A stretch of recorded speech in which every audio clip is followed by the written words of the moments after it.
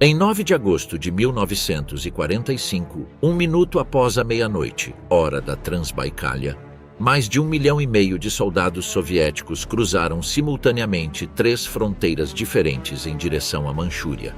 A Manchúria, esse território de 1,5 milhão de quilômetros quadrados encaixado entre a Sibéria ao norte, a Coreia ao sul, a Mongólia a oeste e o Pacífico Soviético a leste, era em 1945 o coração do poder militar japonês no continente asiático. Ali operava o exército de Kwantung, a formação mais prestigiada do Império Japonês, responsável por 4 estados satélites e mais de 700 mil soldados destacados. Era a última grande reserva estratégica do Japão fora das ilhas de origem. O que os japoneses não podiam saber completamente era que os soviéticos vinham preparando secretamente há meses uma das maiores concentrações de força da história militar moderna. Desde março de 1945, entre 20 e 30 trens diários circulavam para o leste pelo caminho de ferro transiberiano. Divisões inteiras com experiência nos Cárpatos, nos pântanos da Bielorrússia, nas ruas de Budapeste e Berlim, foram deslocadas para o Extremo Oriente em absoluto silêncio, movendo-se à noite para suas posições de ataque, exatamente como a Alemanha havia feito em 1941 antes de atacar a própria União Soviética. Em 11 dias, o exército de Kwantung deixou de existir como força operacional. O que levou ao Japão 14 anos para construir na Ásia continental foi destruído em menos de 2 semanas.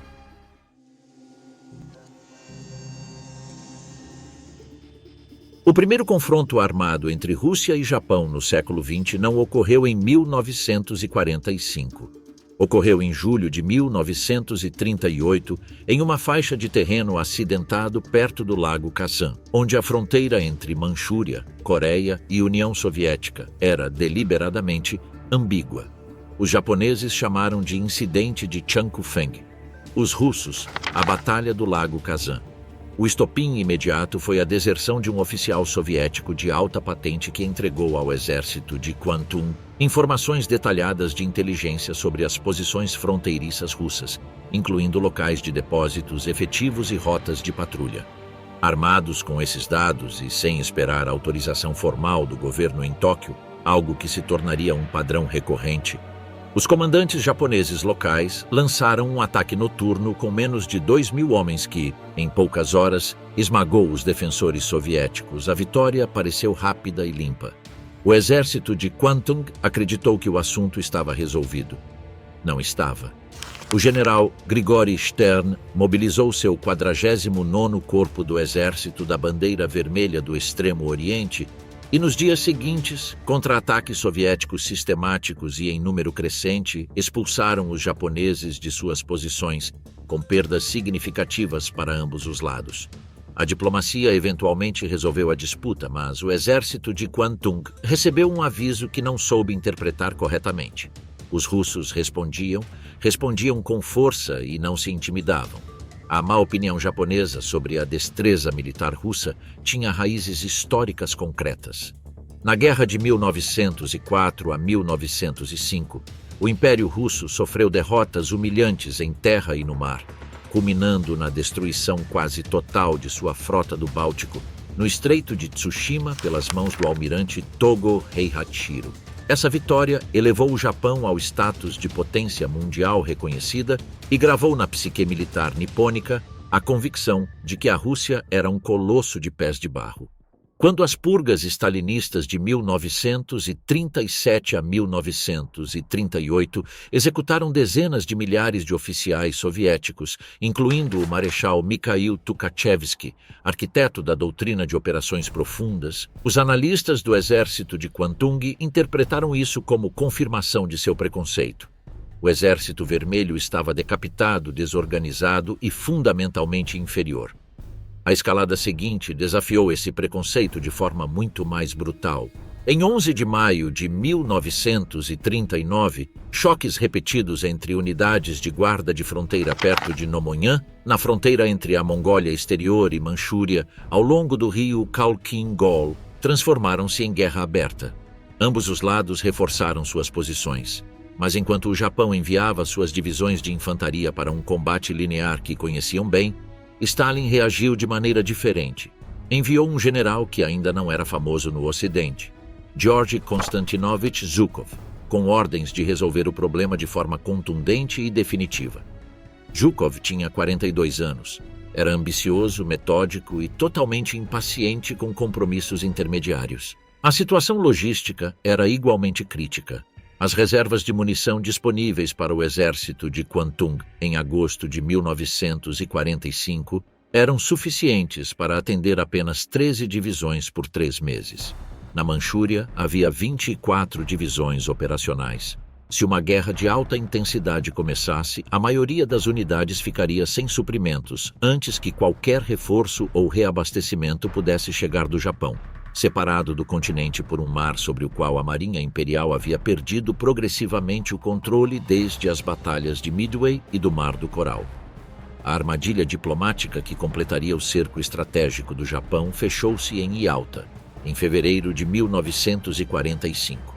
Nessa conferência na Crimeia entre Franklin D. Roosevelt, Winston Churchill e Iósif Stalin, o líder soviético aceitou formalmente entrar na guerra contra o Japão não mais de 3 meses após a rendição da Alemanha, em troca de concessões territoriais precisas e negociadas, a recuperação dos territórios do sul de Sakhalina e das Ilhas Kurilas perdidos em 1905, direitos de arrendamento sobre os portos de Port Arthur e Dalian, na península de Liaodong, participação na administração da ferrovia chinesa Changchun, que ligava a Manchúria a esses portos, e o reconhecimento soviético da zona de influência no norte da Coreia. Era um negócio frio, redigido em termos precisos, e Roosevelt o assinou sem informar os detalhes a Chiang Kai-shek, cujos territórios estavam sendo repartidos entre outros. A Alemanha rendeu-se em 9 de maio de 1945. O prazo acordado em Yalta expirava exatamente 3 meses depois, 9 de agosto. A data não era uma coincidência nem uma metáfora. Era um contrato com prazo de entrega. O que Tóquio não soube em nenhum momento durante esses meses foi a magnitude real do que estava sendo preparado do outro lado da fronteira. As estimativas de inteligência japonesas continuavam calculando que um ataque soviético não seria possível antes do final de agosto, porque os movimentos de tropas observados no caminho de ferro transiberiano indicavam que o grosso das forças chegaria às suas posições apenas no final daquele mês. O que os japoneses ignoravam era que dezenas de divisões haviam cruzado a Sibéria por estrada, em seus próprios veículos, precisamente para não sobrecarregar a linha ferroviária e não aparecer nos registros de tráfego que os agentes japoneses monitoravam atentamente. Era o mesmo princípio de engodo e desinformação que os soviéticos haviam aprendido com os alemães e que agora aplicavam com maestria própria. Desde março de 1945, enquanto as batalhas de Berlim, Dresden e do Rio Oder consumiam a atenção do mundo, algo igualmente massivo ocorria em silêncio no outro extremo do continente eurasiático. O marechal Alexander Mikhailovich Vasilevsky, de 50 anos, havia recebido a maior missão de sua carreira: organizar e comandar a maior operação ofensiva que a União Soviética jamais havia executado no teatro asiático. Vasilevsky não era um general improvisado. Veterano do Estado-Maior Soviético desde 1940, fora o artífice operacional da Batalha de Stalingrado, onde coordenou o planejamento da Operação Urano. Supervisionou a preparação em Kursk. Como representante pessoal de Stalin, participara das operações na Bielorrússia e na Prússia Oriental. Era, em todos os sentidos práticos, o cérebro por trás da vitória soviética na Europa. Stalin o enviava para onde os problemas mais complexos exigiam soluções mais precisas. O caminho de ferro transiberiano tornou-se a artéria da operação. Entre 20 e 30 trens diários circulavam para o leste carregados de homens, tanques, artilharia, combustível e munições. As unidades que chegavam não foram escolhidas ao acaso. O 5º Exército de Infantaria tinha a experiência em terreno pantanoso das frentes ocidentais. O 39º Exército havia combatido nos Cárpatos, uma preparação indireta para as montanhas do Grande Khingan que encontrariam na Manchúria. O 6º Exército de Tanques da Guarda, sob o comando do coronel-general A.G. Kravchenko, era uma das formações blindadas mais experientes do mundo, testada nas estepes da Ucrânia e nas ruas de Budapeste. Para agosto de 1945, a força soviética no Extremo Oriente havia se duplicado em relação aos níveis anteriores. De 40 divisões passou a 80, com unidades de apoio massivas. O total alcançava 1.577.225 homens, 5.556 tanques e canhões autopropulsados, 26.137 peças de artilharia e 5.368 aeronaves. Era uma força que, em poder de fogo e mobilidade, superava tudo o que o exército de Kwantung podia opor. A estrutura de comando era simples em seu esquema, mas complexa na coordenação. Vasilevsky controlava 3 frentes, o equivalente soviético aos grupos de exércitos. O primeiro era o Frente Transbaikal, comandado pelo Marechal Rodion Yakovlevich Malinovsky, com 640.040 homens organizados em 30 divisões de fuzileiros, 5 divisões de cavalaria, 2 divisões de tanques, 10 brigadas de tanques e 8 brigadas mecanizadas. Malinovsky havia comandado frentes nas batalhas de Odessa, Budapeste e Viena. Conhecia bem a guerra de movimento. O segundo era o primeiro frente do Extremo Oriente, comandado pelo Marechal Kirill Meretskov, de 48 anos, com 586.589 homens divididos em 31 divisões de fuzileiros e múltiplas brigadas de tanques. Meretskov atacaria das proximidades de Vladivostok em direção ao oeste, rumo a Harbin. O terceiro, o segundo frente do Extremo Oriente do general M.A. Purkayev, com 337.096 homens, exerceria pressão pelo norte ao longo dos rios Amur e Ussuri. O que tornava esse desdobramento particularmente notável era sua invisibilidade deliberada. As tropas concentraram-se em zonas de retaguarda, fora do alcance visual dos guardas de fronteira japoneses. Os movimentos finais para as posições de ataque ocorreram à noite, com apagão de comunicações e restrições de movimento diurno. Era exatamente a metodologia que a Wehrmacht havia empregado em junho de 1941, antes de lançar a Operação Barbarossa contra a própria União Soviética. Os soviéticos haviam aprendido com o golpe que receberam e o replicavam agora com precisão cirúrgica. Os serviços de inteligência japoneses não estavam cegos. Os correios diplomáticos que usavam o Transiberiano reportavam movimentos massivos de tropas e equipamentos. Observou-se a retirada incomum de diplomatas soviéticos e suas famílias do Japão. E em abril de 1945, Moscou havia informado formalmente a Tóquio que não renovaria o Pacto de Neutralidade, ainda com 1 ano de vigência. Mas os analistas japoneses estimaram que qualquer ofensiva soviética não poderia começar antes do outono, quando as condições logísticas na Sibéria seriam mais favoráveis. Como observou um historiador, os japoneses esperavam que os soviéticos adotassem uma política de esperar que o caqui amadurecesse em vez de sacudir a árvore. A árvore já estava sendo sacudida há meses, só que ninguém em Tóquio queria ouvir o estalo dos galhos.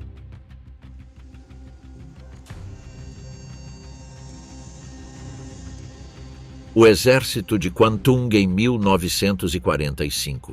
No papel, o exército de Kwantung em agosto de 1945 ainda era uma força formidável. Seu comandante, o general Otozo Yamada, com quartel-general em Sinking, a capital do estado fantoche de Manchukuo, hoje Changchun, tinha sob seu comando um aparato militar que, em documentos oficiais, somava mais de 700.000 soldados próprios, mais os exércitos fantoches de Manchukuo, com 200.000 homens organizados em 8 divisões mal equipadas, e os de Menjiang, com 44.000 adicionais. No total, incluindo as forças na Coreia, algumas fontes elevam o número para cerca de 1 milhão de efetivos no teatro de operações. Os números enganavam. O primeiro exército de área, sob o comando do general Kita Seiichi, cobria a Manchúria Oriental com 222.157 soldados distribuídos entre o 3º Exército e o 5º Exército, cada um com 3 divisões de infantaria, mais 4 divisões adicionais e uma brigada mista independente sob comando direto de Seiichi. O 3º Exército de área do general Ushiroku Jun, responsável pelo centro e oeste da Manchúria, somava 180.971 homens. Incluía o 30º Exército com 4 divisões de infantaria, uma brigada mista independente e uma brigada de tanques, e o 44º Exército com 3 divisões de infantaria, uma brigada mista independente e outra brigada de tanques, mais uma divisão adicional e 2 brigadas mistas diretamente subordinadas a Jun. O 4º Exército Independente do Tenente-General Uemura Mikio cobria o centro-norte com 95.464 soldados. Em reserva direta do alto comando ficava a 125ª Divisão de Infantaria. As divisões japonesas individuais eram, em média, maiores que suas contrapartes soviéticas, com entre 12.000 e 16.000 homens, frente aos 10.000 a 12.000 dos soviéticos. Mas em quase todas as outras dimensões do combate moderno, a inferioridade era esmagadora. Os blindados japoneses eram tecnologicamente obsoletos, mesmo em comparação com os tanques soviéticos que já estavam ultrapassados na frente ocidental em 1941. Os principais veículos blindados japoneses na Manchúria, os Type 94, Type 97 Shiha e Type 95 Hagou, carregavam canhões de 37 mm e 47 mm, cujos projéteis antitanque ricocheteavam inofensivamente no blindagem frontal de um T-34 soviético a qualquer distância superior a 200 metros. Em tanques e artilharia, os soviéticos superavam os japoneses quase 5-1 na Manchúria. No ar, a vantagem soviética era de 2-1, com a diferença adicional de que grande parte da aviação japonesa carecia de combustível suficiente para operações sustentadas. O problema mais profundo não era de equipamento, mas de qualidade organizacional e tempo. O processo de reorganização que o quartel-general imperial havia ordenado para o exército de Kwantung, iniciado nos últimos meses da guerra, produziu o efeito oposto ao desejado.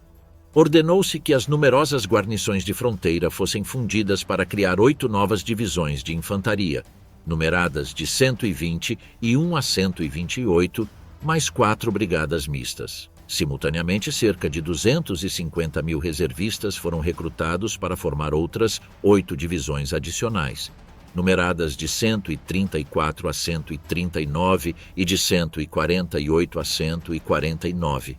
Essas unidades substituíram as divisões veteranas enviadas para outros frontes, mas eram cascas vazias, homens sem treinamento de combate intensivo, em estruturas organizacionais que não haviam sido submetidas a nenhuma pressão real. Muitos dos recrutas eram agricultores japoneses colonos estabelecidos na Manchúria, chamados ao serviço ativo com poucos dias de antecedência. O problema se agravava pela distribuição do armamento pesado. Os 1.155 tanques do exército de Kwantung estavam concentrados em apenas 2 brigadas de tanques, uma atribuída ao 30º Exército de Área e outra ao 44º. A maioria das divisões de infantaria operava sem apoio blindado orgânico e sem os veículos motorizados necessários para a guerra de movimento. Em uma campanha onde o objetivo soviético era precisamente a velocidade e a penetração profunda, uma força de infantaria sem mobilidade orgânica ficava estruturalmente incapacitada para reagir. A estratégia defensiva também havia mudado perigosamente ao longo dos meses anteriores. Antes de 1944, os planos japoneses contemplavam uma defesa ativa nas linhas fronteiriças, com capacidade para contra-atacar em território soviético em caso de conflito. Em setembro de 1944, o plano havia mudado para uma defesa sólida nas mesmas linhas. E na primavera de 1945, o plano mudou mais uma vez. Agora a fronteira seria apenas levemente defendida, com pelotões e batalhões de retaguarda encarregados de retardar o inimigo entre 40 e 70 quilômetros, enquanto as forças principais se concentravam em localidades fortificadas no interior, preparadas para uma resistência prolongada. A batalha defensiva decisiva estava planejada em torno das posições de Tungua e Antu, na fronteira norte da Coreia, onde o terreno montanhoso favoreceria o defensor. Em teoria, esse plano de defesa em profundidade tinha coerência tática. Entregava a fronteira indefensável para preservar a massa de manobra em posições escolhidas. O problema era triplo. Primeiro, a execução exigia coordenação de movimentos que as unidades recém-formadas e mal comunicadas não podiam garantir. Segundo, os depósitos de suprimento, os quartéis e a infraestrutura logística continuavam posicionados para a defesa fronteiriça antiga, não para as novas posições interiores. Terceiro, e talvez mais importante, o redesdobramento não estava completo. O quartel-general imperial havia previsto que a reorganização fosse concluída em setembro de 1945. O ataque soviético chegou em agosto. Nos dias que precederam 9 de agosto, o exército de Kwantung encontrava-se literalmente no meio do processo de redisposição quando o inimigo cruzou a fronteira. Algumas unidades haviam abandonado suas posições originais e ainda não haviam chegado às novas. Depósitos que deveriam ser transferidos permaneciam em seus locais originais. Guarnições que deveriam reforçar os redutos interiores ainda estavam em processo de receber suas ordens de marcha. Era a pior das condições possíveis para enfrentar um ataque. Nem a solidez de uma defesa preparada, nem a flexibilidade de uma unidade pronta para se mover. As regiões fronteiriças estavam guarnecidas pelas chamadas regiões fortificadas ou OTI, complexos de bunkers de concreto, trincheiras, posições de artilharia e túneis escavados ao longo dos anos anteriores. Essas instalações eram em princípio formidáveis, paredes de concreto de 1 metro de espessura, canhoneiras cobertas, depósitos subterrâneos com reservas para resistir semanas de cerco. Mas haviam sido projetadas para uma guerra de posições estáticas, não para o tipo de guerra móvel que os soviéticos traziam. E haviam sido construídas assumindo que o ataque principal viria ao longo dos eixos de estradas e ferrovias existentes. Os soviéticos atacaram precisamente pelos eixos que os japoneses consideravam impenetráveis para forças mecanizadas. O estado do comando nas semanas anteriores era igualmente perturbador. Os comandantes do exército de Kwantung estavam na manhã de 9 de agosto participando de exercícios de planejamento em instalações de comando separadas de suas unidades operacionais. O general Yamada encontrava-se em Sinkin. Vários de seus comandantes de exército estavam em outras cidades. Quando o ataque começou, o alto comando do exército de Kwantung levou mais de 18 horas para retornar aos quartéis operacionais e restabelecer comunicação com suas unidades de linha de frente. Nesse intervalo, as divisões mais avançadas combateram, retiraram-se ou colapsaram sem direção central. A Marinha Imperial Japonesa não contribuiu com forças de superfície para a defesa da Manchúria, postura mantida ao longo de toda a ocupação por razões de estratégia global. Os poucos remanescentes da frota japonesa estavam concentrados na defesa das ilhas de origem, antecipando a invasão americana. O que restava da aviação naval no teatro participou de algumas ações sobre Sakhalina e as Kurilas, mas não pôde alterar o equilíbrio no continente. O exército de Kwantung estava sozinho. As reservas de munição ilustram com precisão a magnitude do problema logístico. Segundo os registros do próprio exército de Kwantung, os suprimentos disponíveis em agosto de 1945 eram suficientes para atender às necessidades de 13 divisões durante 3 meses de combate de intensidade média. O exército tinha 24 divisões na Manchúria.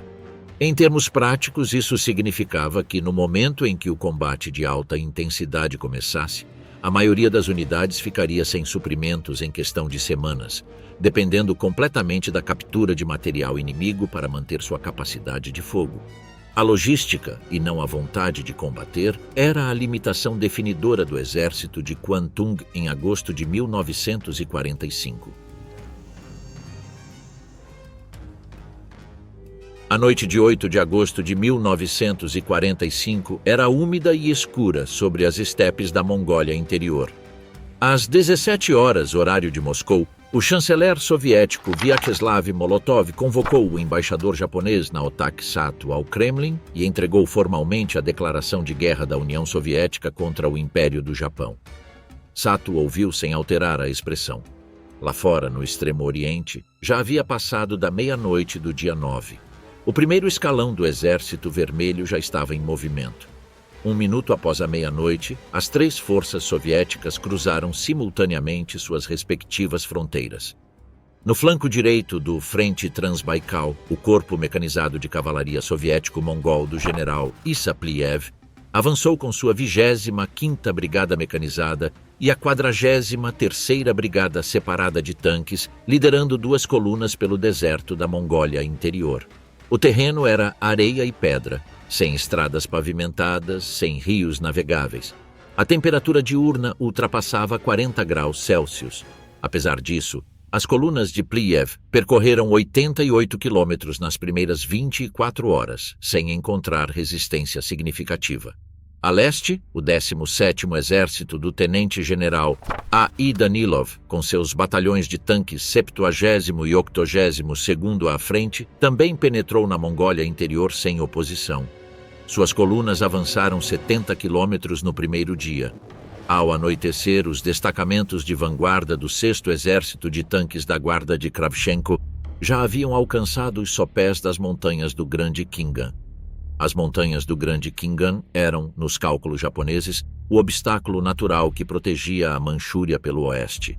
A cadeia se eleva abruptamente a partir das planícies mongóis, com poucos passos, estradas de terra que em agosto se transformam em rios de lama, com as chuvas de verão e inclinações que nenhum comandante sensato cruzaria com blindados em tempo recorde.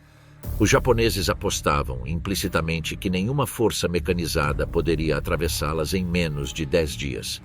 O 6º Exército de Tanques da Guarda cruzou as montanhas em 7 horas. O 5º Corpo de Tanques da Guarda alcançou o ponto mais alto da cordilheira às 23 horas do dia 10 de agosto. Na escuridão e sob a chuva, os tanques T-34 e os veículos de apoio desceram os declives ocidentais, percorrendo 40 quilômetros de montanha em condições que, em circunstâncias normais, teriam paralisado qualquer coluna motorizada. Ao amanhecer de 11 de agosto, o 6º Exército da Guarda havia emergido na planície central da Manchúria. O que estava previsto para 5 dias havia tomado 4.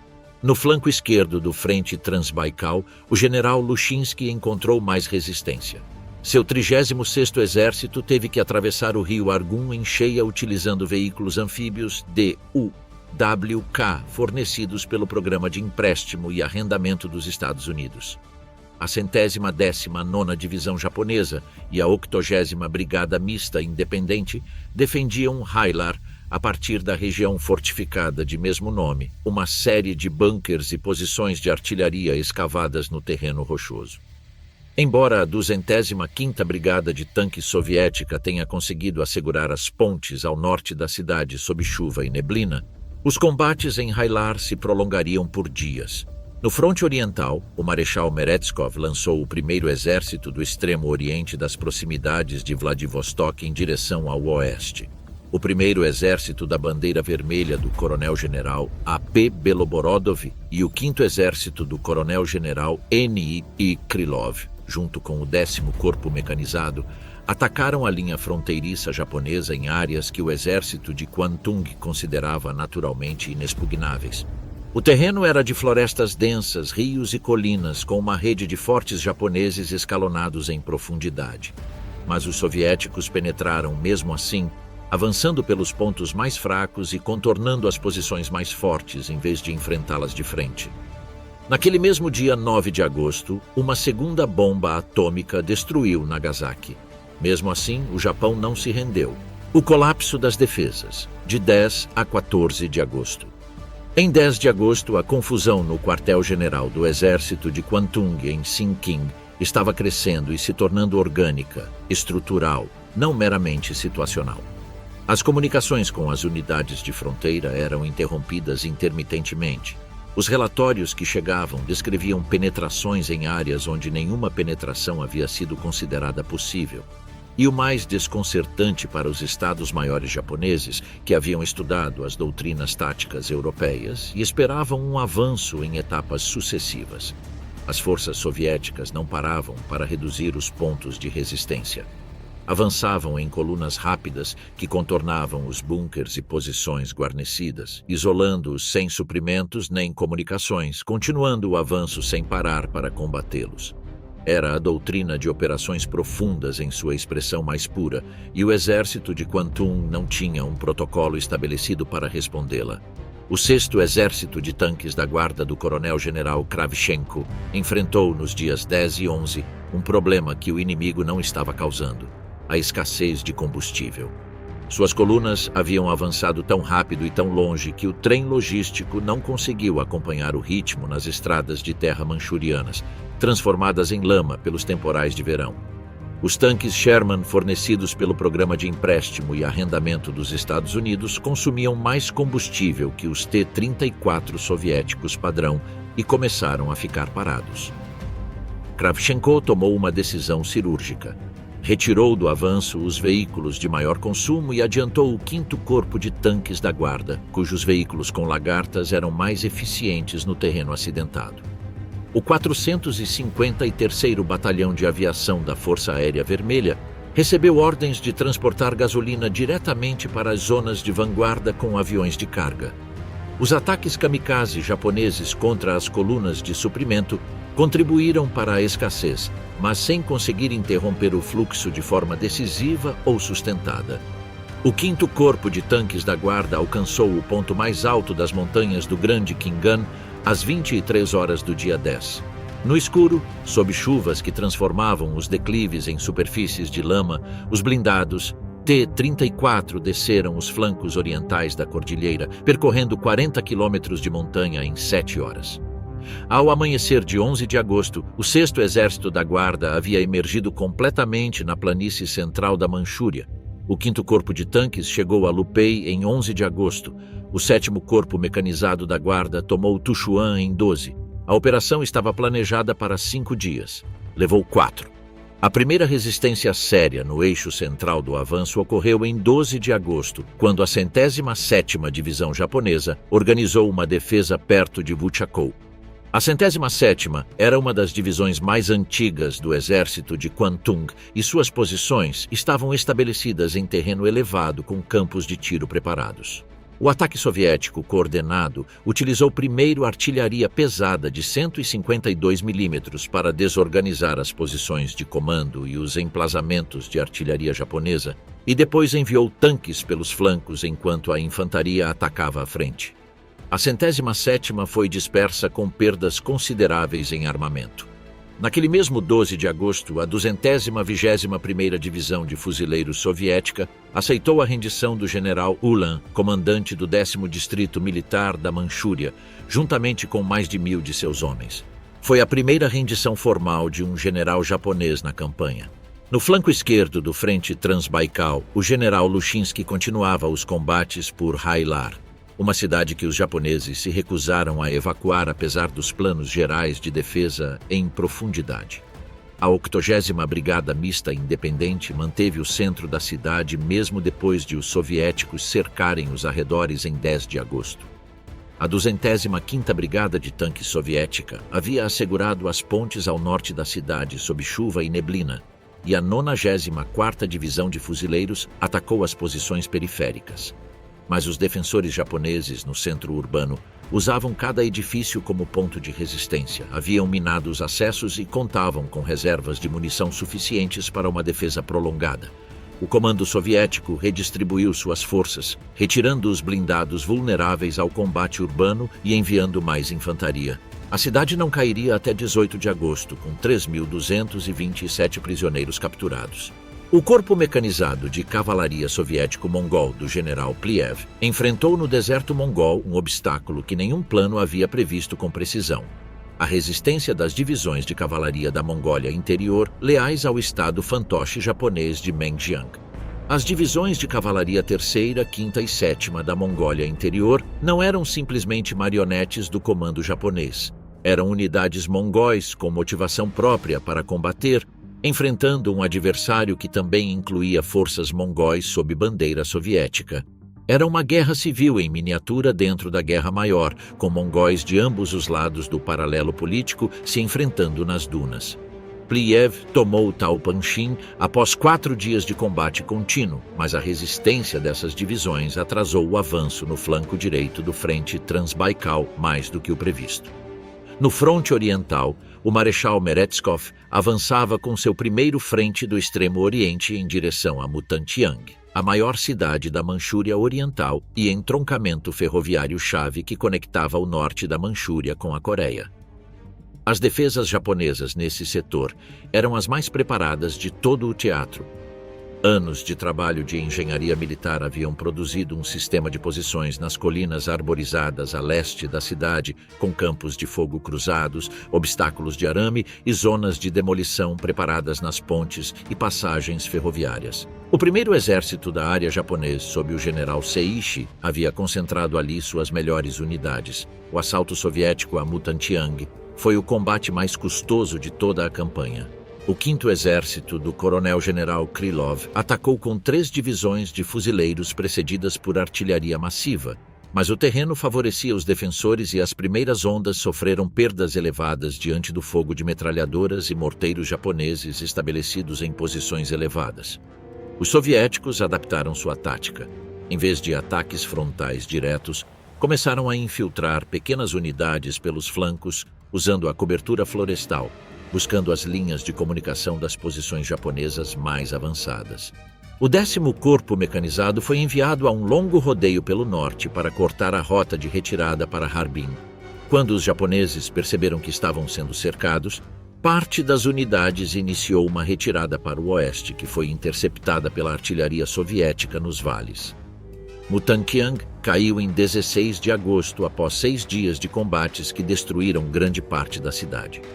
Dos aproximadamente 100.000 soldados japoneses que defendiam o setor, menos de 20.000 sobreviveram para se render. Nos dias 13 e 14 de agosto, os combates continuaram em múltiplos frentes com violência não diminuída. Na estação ferroviária de Vunoer, a 275ª Divisão de Fuzileiros Soviética dedicou ambos os dias a eliminar uma posição defensiva japonesa construída em torno das instalações ferroviárias, onde os defensores haviam transformado armazéns de carga e instalações de manutenção em bunkers improvisados com materiais industriais. O 2º Corpo de Fuzileiros continuava os combates por Ailar contra os restos da 119ª Divisão. Ao norte, o 15º Exército do 2º Frente do Extremo Oriente atravessava o rio Amur em múltiplos pontos, utilizando barcos de desembarque da flotilha do Amur para transferir divisões inteiras para a margem sul. Foi também durante esses dias que o colapso do comando japonês atingiu sua expressão mais visível.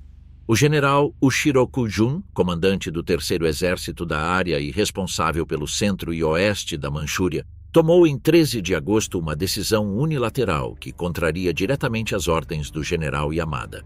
Em vez de manter suas forças nas posições interiores designadas pelo plano defensivo, ordenou a retirada para Mukden, onde residiam a maioria das famílias de seus soldados e onde esperava estabelecer uma última linha de defesa protegida pelo terreno urbano. A justificativa tática era fraca e a consequência operacional foi devastadora.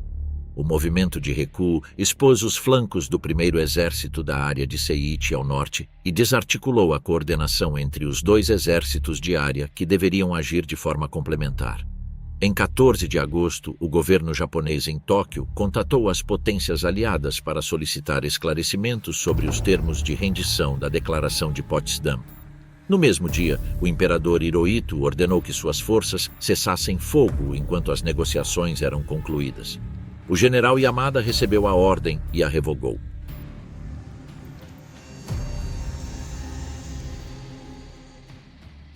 Quando as vanguardas do 1º Frente do Extremo Oriente alcançaram Harbin, no coração da Manchúria, em 20 de agosto de 1945, encontraram algo que nenhum relatório de inteligência havia descrito com precisão. Nos arredores da cidade, oculto sob a aparência de um complexo industrial de serraria, existia uma instalação que os japoneses haviam denominado oficialmente como Destacamento de Prevenção de Epidemias e Purificação de Água de Kwantung. O nome real, usado entre seus próprios integrantes, era a Unidade 731. O médico responsável era o tenente-general Shiro Ishii, nomeado diretor do programa em 1936. Ishii havia convencido a cúpula militar japonesa de que as armas biológicas poderiam ser um multiplicador de força decisivo na guerra moderna e havia obtido recursos para construir um complexo de pesquisa que incluía laboratórios, câmaras de teste, celas de prisioneiros e um crematório industrial. O complexo perto da cidade de Pingfang cobria uma área de aproximadamente 3 quilômetros quadrados e abrigava mais de 3.000 pesquisadores, técnicos e pessoal de apoio em seus anos de maior atividade. Os sujeitos de experimentação eram denominados nos registros internos como maruta, termo japonês que significa troncos de madeira, uma referência deliberada à fachada de serraria que ocultava a instalação e uma desumanização premeditada das vítimas. A grande maioria eram civis chineses e prisioneiros de guerra do exército chinês, mas também havia cidadãos soviéticos, mongóis, coreanos e prisioneiros de guerra ocidentais, incluindo britânicos e americanos. Os experimentos documentados incluíam a inoculação direta de doenças como cólera, tuberculose, febre tifoide, peste bubônica e botulismo, administrados a sujeitos sem anestesia para observar a progressão dos sintomas. Foram realizadas vivissecções em indivíduos vivos para estudar os efeitos internos das bactérias, antes que a putrefação alterasse os resultados. Houve experimentos de congelamento nos quais prisioneiros eram expostos ao frio externo da Manchúria durante horas, com temperaturas que no inverno descem abaixo de 30 graus negativos, para estudar os efeitos do frio extremo e testar tratamentos de descongelamento. Também foram registrados experimentos de pressurização, radiação e testes de agentes químicos. Os corpos eram incinerados no crematório do complexo. As cinzas eram enterradas em terrenos adjacentes. Estima-se, segundo investigações posteriores do governo japonês e de acadêmicos internacionais, que entre 3.000 e 10.000 pessoas morreram nas instalações da Unidade 731 durante os anos de operação. Quando as tropas soviéticas se aproximavam, o pessoal da Unidade 731 destruiu apressadamente as instalações, libertou ou executou os prisioneiros restantes e fugiu. O Dr. Ishii escapou para o Japão. Quando foi capturado pelas forças americanas, recebeu imunidade processual em troca dos dados científicos coletados durante os experimentos. Nunca foi julgado. Os membros do programa capturados pelos soviéticos, sim, foram processados nos julgamentos de Jabarovsk de 1949, onde 12 oficiais japoneses foram condenados por crimes de guerra biológicos. O que os soviéticos encontraram em Harbin em agosto de 1945 confirmava algo que a máquina de propaganda japonesa havia negado sistematicamente: que o Império do Sol Nascente havia construído no coração da Manchúria uma infraestrutura de horror científico comparável em sua frieza metódica ao que os alemães haviam construído em Auschwitz ou Ravensbrück. Em 15 de agosto de 1945, às 12 horas hora de Tóquio, uma gravação em acetato começou a ser transmitida nas emissoras de rádio nacionais japonesas. Era a primeira transmissão radiofônica do imperador Hirohito, cuja voz a maioria de seus súditos nunca havia ouvido, gravada no dia anterior no Palácio Imperial, depois que uma tentativa de golpe por oficiais fanáticos do exército para impedir a rendição fora esmagada nas últimas horas. A linguagem da mensagem, formulada em japonês clássico, que muitos ouvintes entenderam com dificuldade, não usava as palavras rendição nem derrota, mas anunciava a aceitação dos termos da Declaração de Potsdam pela necessidade de suportar o insuportável. Na Manchúria, o ataque soviético continuou sem interrupção. O Marechal Vasilevski não interpretou o anúncio imperial como o fim das operações. Tinha razões práticas para essa postura. Não havia recebido comunicação formal de rendição pelos canais militares estabelecidos. Múltiplas unidades japonesas em campo continuavam combatendo e seu objetivo estratégico, a ocupação física dos territórios prometidos em Yalta, antes que qualquer armistício formal pudesse congelar as posições, exigia que suas forças estivessem materialmente presentes em cada cidade e porto-chave. As ordens emitidas em 15 de agosto estabeleciam sem ambiguidades: continuar o avanço, capturar os objetivos designados e aceitar rendições locais apenas quando os japoneses se apresentassem de forma ordenada e depositassem as armas. Nesse mesmo 15 de agosto, o Corpo Mecanizado de Cavalaria de Pliev encontrou resistência encarniçada em Caribau, onde as divisões de cavalaria 3ª, 5ª e 7ª da Mongólia Interior haviam se reorganizado após seus combates anteriores e estabelecido novas posições defensivas. Os combates em Caribau duraram 2 dias. Em 17 de agosto, o comando mongol colaboracionista decidiu que a situação era insustentável e depôs as armas. Foram capturados 1.635 prisioneiros de guerra. O príncipe Demshug Dongrub, líder nominal do estado fantoche de Menjiang, fugiu para o interior da China, onde seria capturado em 1945 pelas forças do Kuomintang. Em 16 de agosto, paraquedistas soviéticos aterrissaram no aeroporto de Mukden, a maior cidade da Manchúria, como prelúdio ao avanço terrestre. Os paraquedistas tinham uma missão dupla: assegurar as instalações aeroportuárias para permitir voos de suprimento e reforço e, de forma não documentada nas ordens oficiais, localizar e capturar Puyi, o último imperador de Manchukuo.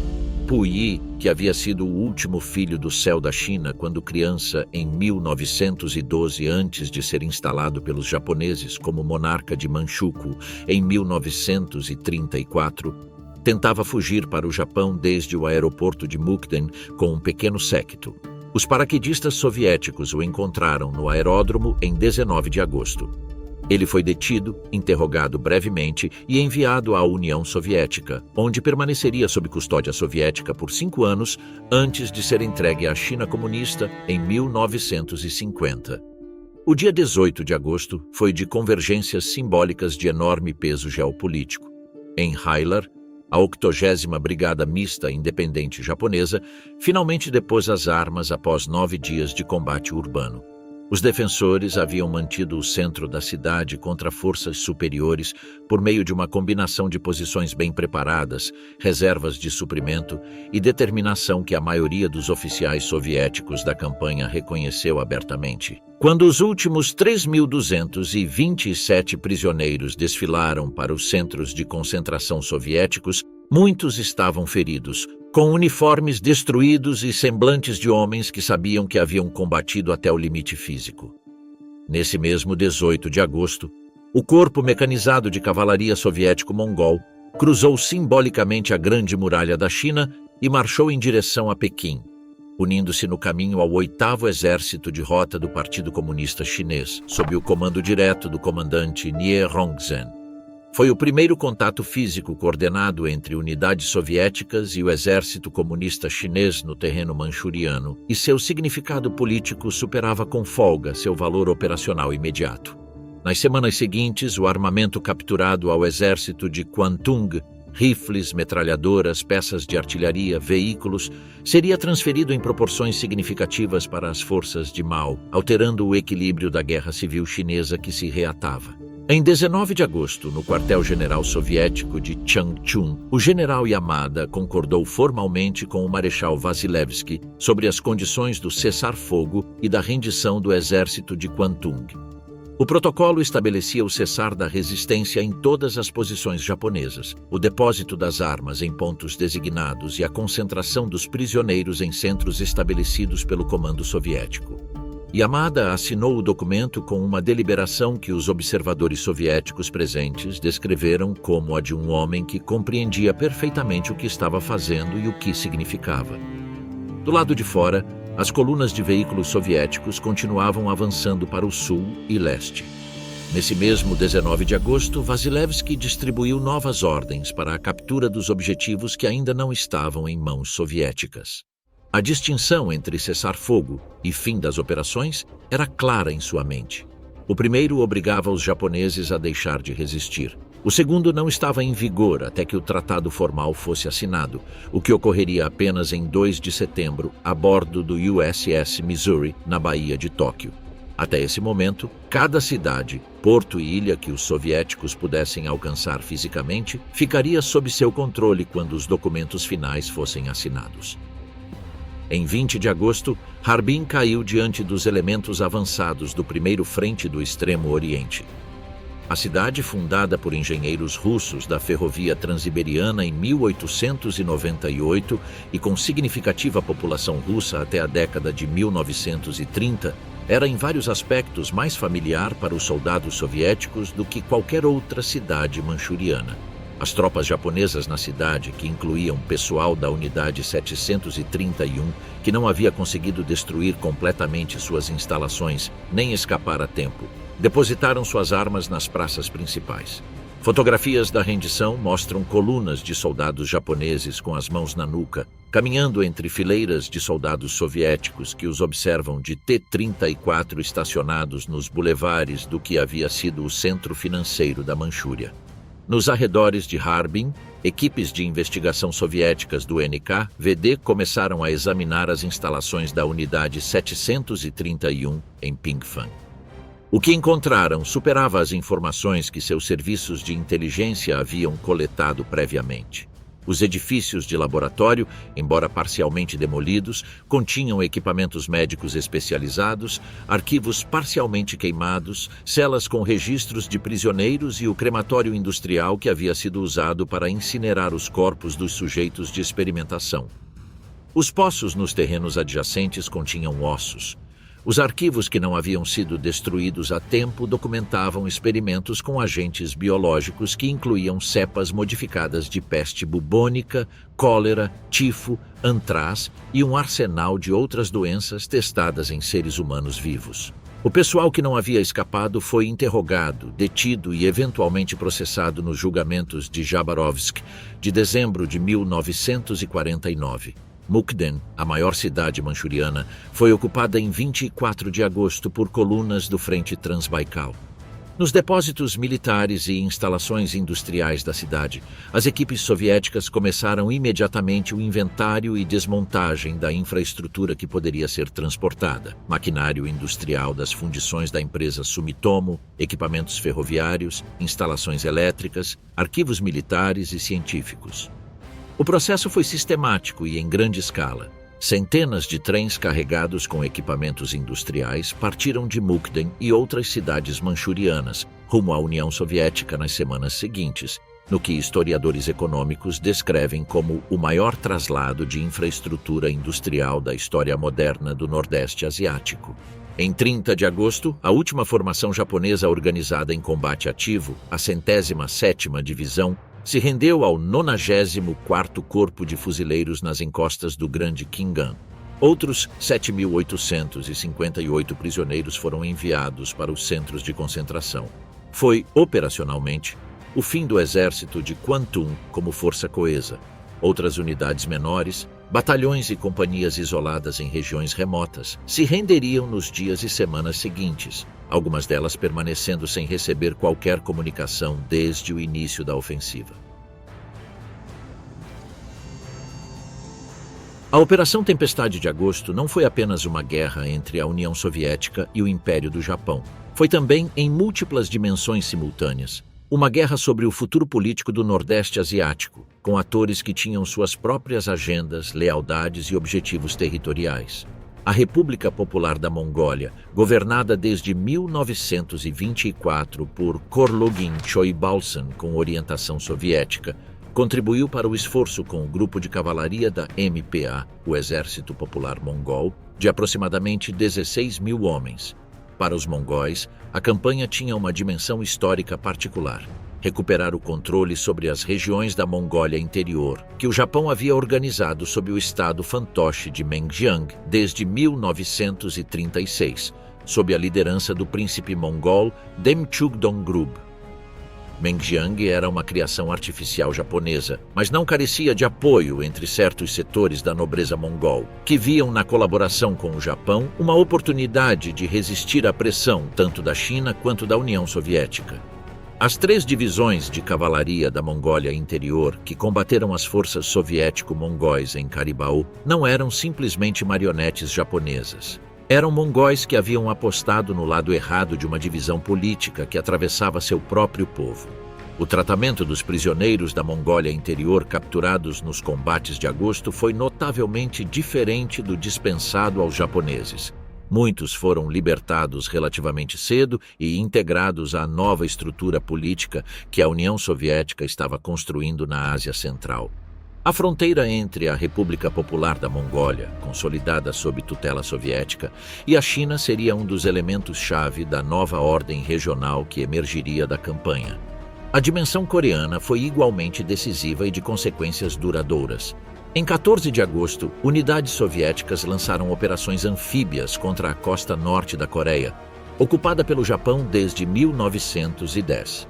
O 25º Exército Soviético do coronel-general Ivan Chistiakov avançou rapidamente para o sul da península.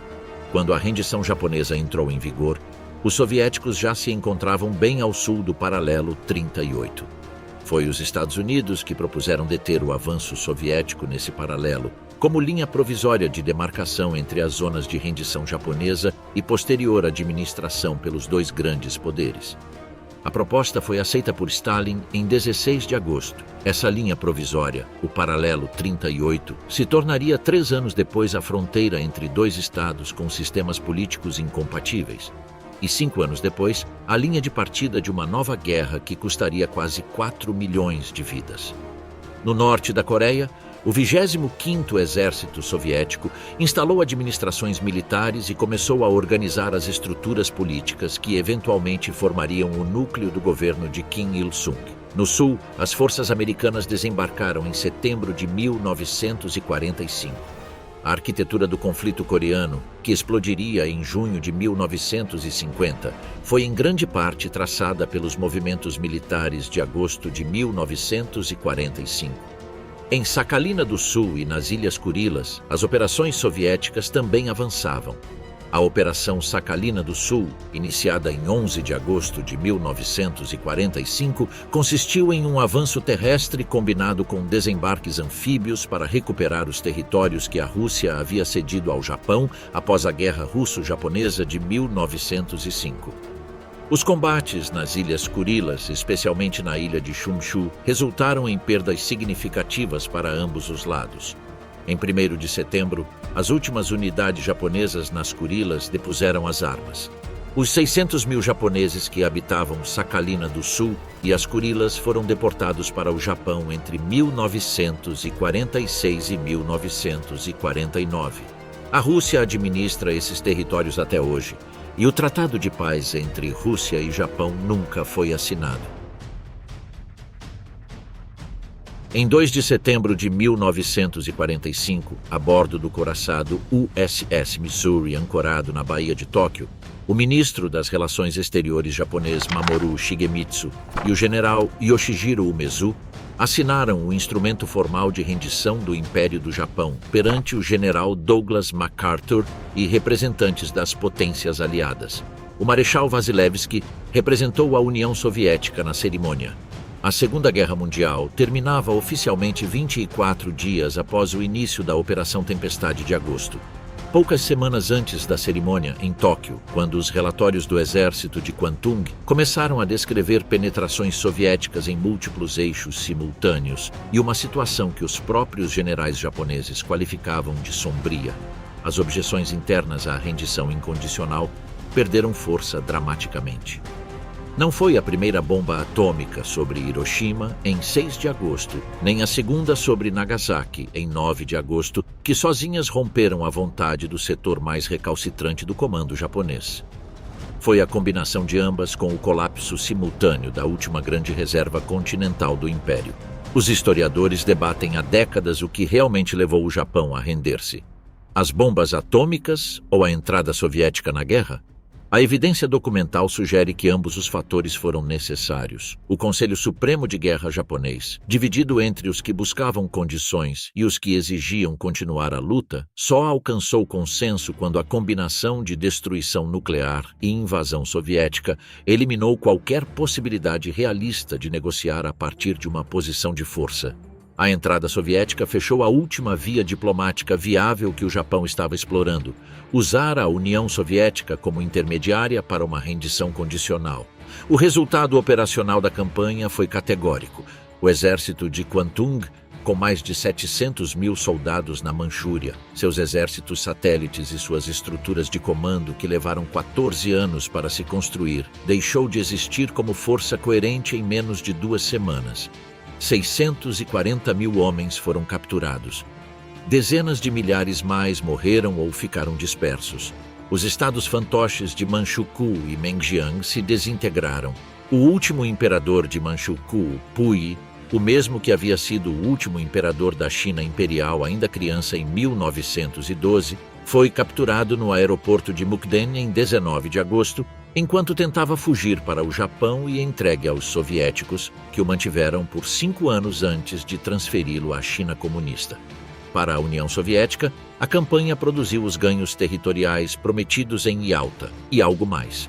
O controle temporário da Manchúria e de suas instalações industriais, cujo desmonte sistemático e transporte para território soviético começou imediatamente. Os sistemas industriais instalados na Manchúria pelos japoneses durante 14 anos de ocupação, fundições, plantas químicas, instalações elétricas, equipamentos ferroviários, foram carregados em trens e enviados para o oeste. O valor estimado do que foi transferido, segundo historiadores econômicos que estudaram os registros soviéticos, atingiu centenas de milhões de dólares em valores de 1945. Para a China, a campanha teve consequências transformadoras.